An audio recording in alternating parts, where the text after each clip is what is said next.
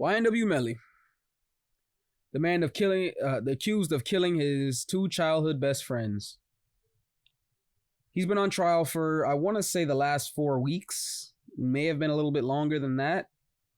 I know jury selection started roughly about 2 months ago, like in the beginning or the middle of June. So it's been quite some time now. You know, Melly's been down since, February 2019. That was when he turned himself in. This case has finally come to a head. 4 years later, here we are. Almost 5 years after the murder and 4 years after Melly turned himself in. YNW Melly finally went on trial. From what I understand, the jury deliberated for a couple of hours, I think the entire day. And they returned deadlocked. What that means in this case is that the jury could not decide unanimously on a verdict. So as a result of that, the judge, I assume, declared a mistrial from what I'm reading. Let's go ahead and read the news report. As the jurors walked into the courtroom, YNW Melly stood stone-faced, a far contrast from how the rapper has acted throughout his double murder trial. There was no verdict. The rapper stifled a smile. The jury, after 3 days of deliberation, couldn't come to a final decision Saturday on Melly's his two first murder degree. I'm fucking up all the words. They couldn't come to a decision on Melly's 2 first-degree murder charges. We're still unable to reach a unanimous decision, the jury wrote to Broward Court Judge John Murphy. Murphy declared a mistrial as the jury confirmed it was in deadlock. Okay. So this was on Thursday, I guess. This was when the first interaction took place, or this is when the jury confirmed that they were deadlocked. On Friday, which was the second day of deliberations, the jury said it wanted to know what options were on the table if they couldn't come to a decision. Murphy brought the jury back into the courtroom and read them the Allen charge, a set of instructions given to a jury that believe it's deadlocked. The charge urges jurors to continue deliberating before coming to a conclusion. We appreciate the fact that you were here and ready to serve, Murphy told the jurors. Melly's family exited the courthouse solemnly after hearing the decision and did not want to comment on the mistrial. A mistrial, now, I'm glad they put this sentence in there, and I want to zoom into this a little bit. A mistrial does not mean Melly was found not guilty. That's the big thing. I see a lot of people on social media putting out this false narrative. Melly's not guilty. Melly's free. Melly's this. Melly's that. What this would mean is that, as far as I believe, Melly would have to remain in custody while the state would have to put together another trial and then restate their case. The Broward State Attorney's Office did not comment on the case, but they did say they will be retrying Melly on the double murder charges. Okay, then. Yeah, as expected. Maybe if this was like a simple assault or, I don't know, maybe like a theft. You know, there was a chance that they could just drop it or move on and Melly would be free, but you got to remember, guys, Melly's sitting on a double murder. Like, this isn't, you know, this is not your average misdemeanor or even a low-level felony, you know, 3rd degree. Like, this is 2 first-degree murder counts he's facing. The state is not going to let this shit go that quickly or that easily. And I think that's the common misconception among people. I think a lot of people are assuming that either he's going to walk or, you know, he'll just be free and clear. No. You think the state of Florida, let alone Broward County, as harsh as Broward County can be, you think Broward County is going to just drop this shit? A double murder? Whew. I'm glad this happened, though. For 2 reasons. It sucks because Melly still has to remain in custody, so Melly's going to be going back to his cell. He's going to be eating hot dogs and beans or whatever bullshit. It's today's Friday, so I don't even remember what the hell they serve in Broward jails on Fridays. I don't want to remember, but this does not mean Melly's going home necessarily. Can Melly still get off? Maybe. That's a possibility.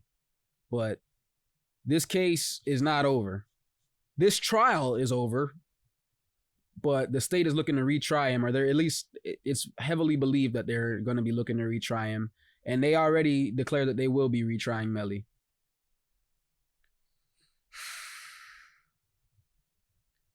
Melly is accused of shooting to death his childhood friends and an alleged drive-by cover-up after spending the night of October 26th at a Fort Lauderdale recording studio. His friends, both aspiring rappers in the YNW collective, were known as Sack Chaser and Juvie, respectively. The 24-year-old... Damn, Melly's 24? Holy shit, time flies. Yeah, I think Melly was about 19 when he got locked up. Shit. Anyways, the 24-year-old's case is among the first being considered after Florida Governor Ron DeSantis signed a law to lower the threshold for a death sentence to an 8-4 jury vote. Okay. I didn't even know that. In closing arguments, Christine Bradley, this is the prosecutor, flashed a slideshow on the screen, each slide with a puzzle piece on the top left corner. The puzzle pieces intertwined toward the end of Bradley's presentation, which delved into the reconstruction of the shooting, the cell phone location data, Melly's supposed gang affiliation, and an alleged confession the rapper sent on Instagram. I know the confession was a little bit damning, but I'm surprised that they're even using that as real evidence. I mean, that kind of made me feel like they were grasping for straws a little bit, because the message he sent, it was something along the lines of, I did that, with like a shh emoji. But that could literally mean anything. I don't know if they showed it in court. Well, I'm pretty sure they did show it in court. See, look. So this was the message.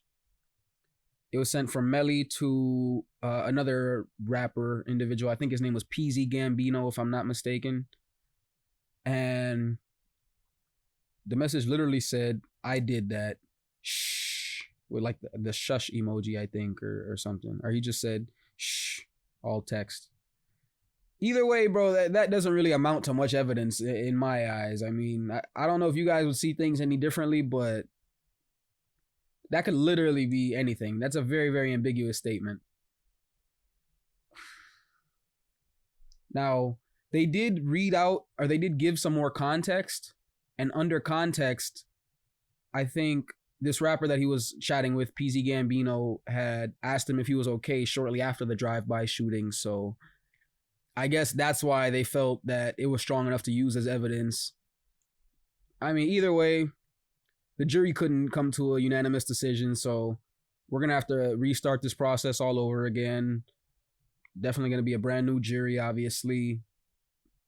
The state is going to have to represent their case, and from there, we'll see how the next jury feels about it, but this has been dragging out for quite some time now.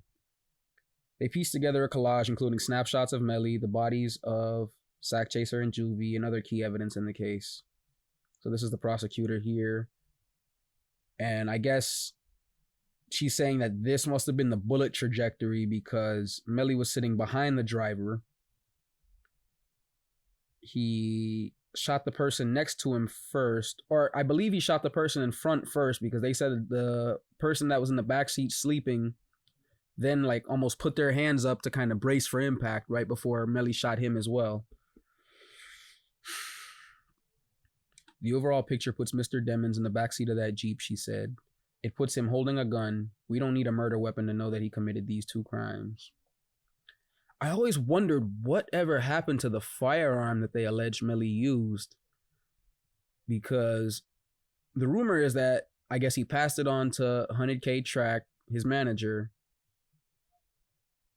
But I wonder how Track managed to dispose of it so cleanly. Anyways, Melly's defense attorney strolled over to the lectern, immediately poking holes at the state's case. The defense has plenty of reasonable doubt, from evidence presented, from conflicting evidence, and from a lack of evidence.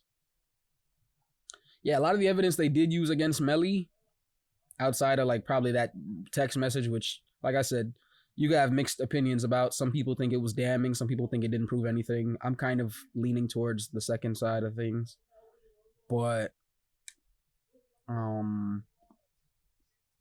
yeah, a lot of the evidence that they did present was fairly weak. I mean, the bullet trajectory argument, I guess to the state it made sense, but that was like the most damning piece of evidence they had. And without a murder weapon, I really couldn't see how they would accurately prove it. Another thing I always worried about was blood splatter and blowback, as they call it. I was wondering, wouldn't Melly have like some gunpowder residue on his clothing, or wouldn't he had blood spatter at least? Like, there would have been some dead giveaways if Melly had done it. And I'm not saying, you know, whether I believe Melly did or didn't, because you can judge the evidence on your own and come to that, you know, come to whatever conclusion you come to. But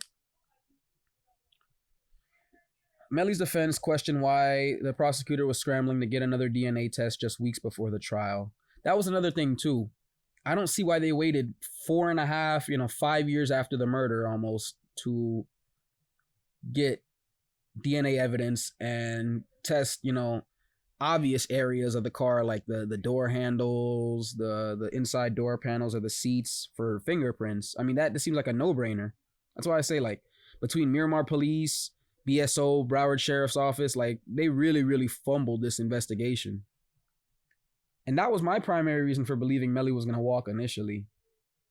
He also alleged that Miramar Police Detective Moretti ignored other possible suspects when investigating the case. I think this is where I think Melly's defense took a W. They fumbled this case so bad that there were suspects and even certain witnesses that never really got questioned by the police in the immediate aftermath of the shooting. People that were known to the police since day one. So it didn't really make sense why these people didn't get questioned or interrogated in any form during that time. And Melly's defense made a great point to say that just off of them fumbling that portion of the investigation, how much of the rest of it could you really believe without reasonable doubt? And remember, their goal is not to prove whether or not Melly is guilty or not. Their goal is just to show enough reasonable doubt. At least the defense's goal is to show enough reasonable doubt to get a jury to say maybe he didn't do it.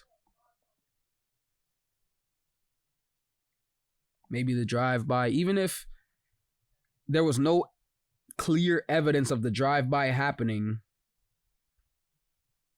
if there's enough reasonable doubt as to whether or not Melly could have done it, Melly could have easily walked on this case. I'm telling you right now.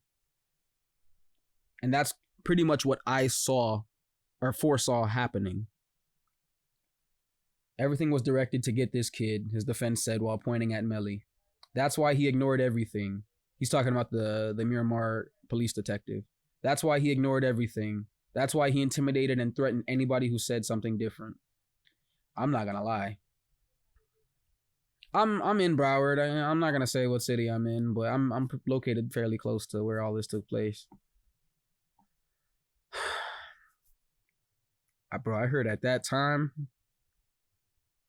if you had anything that contradicted Miramar PD's version of events, at least from what I heard, these crackers was putting belt to ass on anybody with a different story.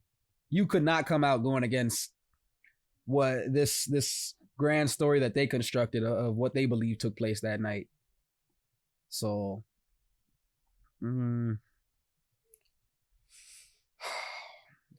let's see if we can find any more information or anything else notable about this. The 12-member panel, they're talking about the jury, could not reach a unanimous verdict after 3 days of deliberations. Broward County prosecutors who are seeking the death penalty will likely choose to retry the case with a new jury. A unanimous verdict is required to convict or acquit a defendant. All right, that I did not know. I didn't realize the verdict to acquit. I didn't realize it had to be like a unanimous decision by the entire jury. I thought if there was enough, I knew it had to be unanimous to convict somebody, but I figured if there was enough people on one side that you can still get someone acquitted. But I guess it always just results in the jury being deadlocked, which will ultimately be declared a mistrial.